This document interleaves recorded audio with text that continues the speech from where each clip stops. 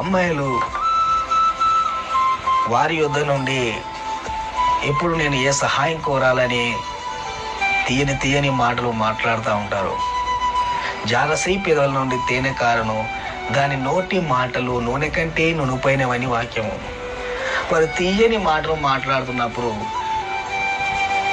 వీరు స్వీకరిస్తున్నటువంటి మాటలు సరే తీయగా ఉన్నాయని చెప్పేసి స్వీకరిస్తారు, బాగానే ఉంటుంది. కానీ వీరిలో వస్తున్నటువంటి ఆలోచనలు ఏంటంటే వీళ్ళు ఎంత తీయగా మాట్లాడినో, ఎంత సహాయం కోరినను, వీరిలో ఉన్నటువంటి వాయిస్లో ఉన్నటువంటి ఆలోచనలు ఎల్లప్పుడూ ఎప్పుడు వీరి శరీరాన్ని నేను వాడుకోవాలి అని.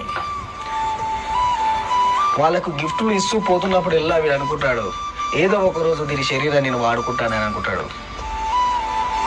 అమ్మాయి ఏమనుకుంటుందంటే నన్ను బాగా ఇష్టపడుతున్నాడు, నన్ను బాగా ప్రేమిస్తున్నాడు కనుక నాకు ఈ గిఫ్ట్స్ ఇస్తా ఉన్నాడని అనుకుంటూ ఉంటుంది. కానీ వీడు గిఫ్ట్